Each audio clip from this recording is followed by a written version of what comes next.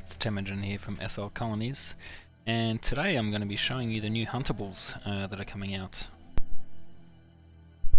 Specifically, today I'll be showing you the wolf and a deer. So basically these Huntables are coming out for the ranger profession. They're going to lead into the leather making and into the seamstress to make various clothing, different materials for your furniture that you're going to be able to make with a carpenter, and so on. Basically these react a little different to the monsters and have a little bit of a different loot table to the monsters that we have with Dragonforge creations, with Dracus's creations there. In that they will sense you as you come into range and either fight you or run away, like a flight reflex, and they won't attack you. You need to kill them before they escape or before they kill you, and you'll always obtain an animal carcass which you can bring to a butchery, so you can eat. You'll be able to eat from, for example, the deer, venison, the wolf meat if you really want to and stuff. There's no limitation to that. You'll also have the possibility of getting animal hides or scrap hide. Scrap hide's basically your animal hide, but you'll have to combine various, probably 5 or so of them or 10 of them to make a full animal hide, and the animal hide goes into leather, or it goes into the parchment making, which will be used on the engineering table to make copies of your drafts and patterns that you're going to use in the seamstress and the carpenter. Right, now they'll also drop special loot that you don't get anywhere else. So for example, the deer might drop hooves, might drop antler. Now as you know, with the alchemy station, when you research an item that hasn't got any stats, you have a chance of researching special bonus stats to it, right? So normal ingredients, you can go between +3 and -3 on up to 3 of the stats. With ingredients that come off these Huntables, it will be either +6 or -6, up to +6 and up to -6 of any 3 given stats when you research them at the alchemy table. So there's a bit of a bonus and there's an incentive to go hunting these animals. And other things you can do, I'll show you in game right now.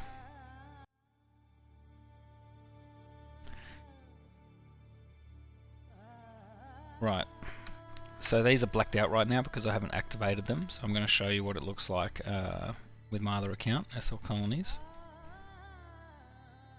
I'll just move over here so I'm not in their range. Now when you get them, you can set their range.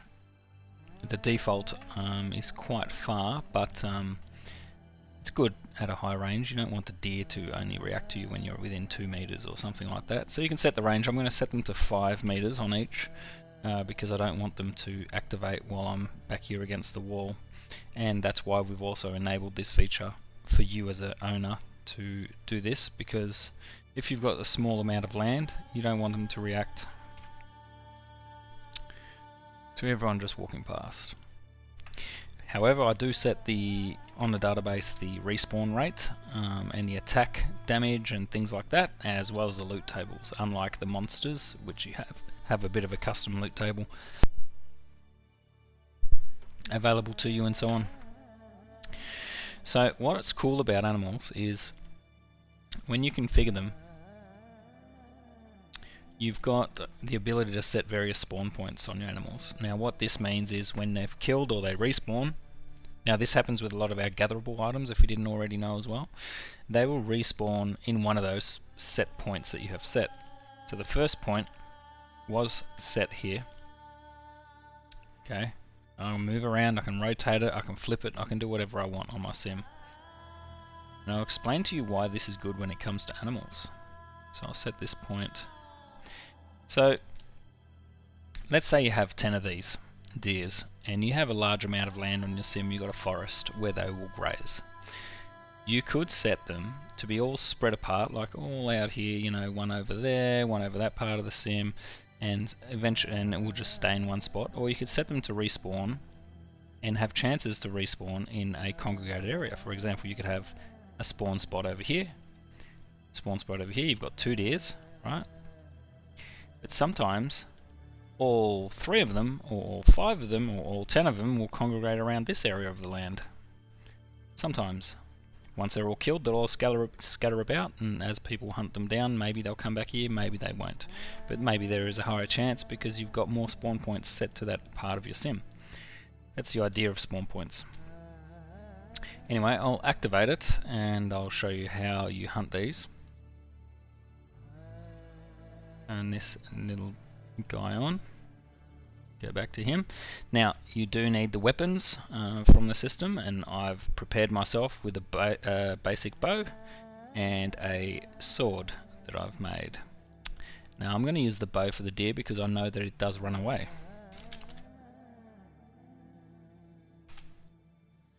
Let's see. And I'll go and mouse look.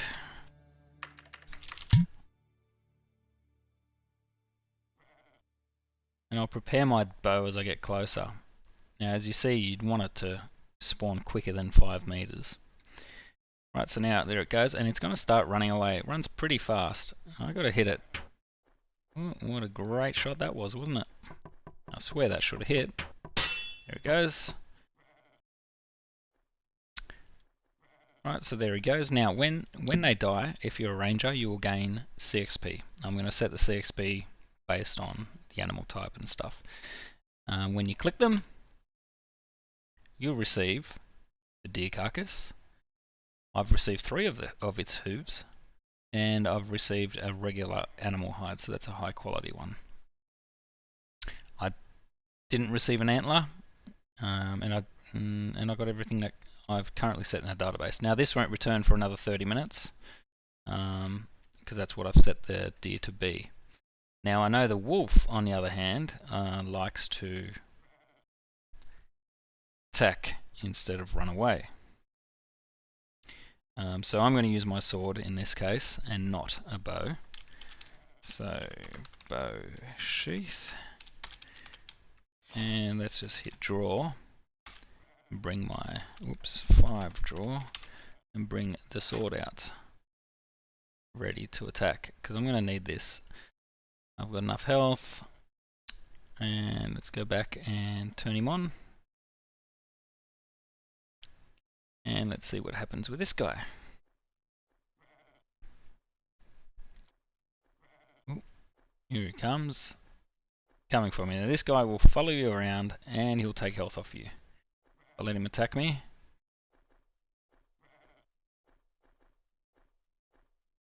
There he goes, taking health off me. Now it's not making any sound effects, so we'll add sound effects to this. There we go. Now I'm going to add more health to this animal. It's just for the demo. And we'll make sure the sounds work when it's chasing you and so on. Right, now I haven't set this loot table with this item yet, so that's why you see these numbers. But it's a placeholder. So that's basically how the animals work. I'm sure you guys already know how to keep your swords sharpened and fix up their durability.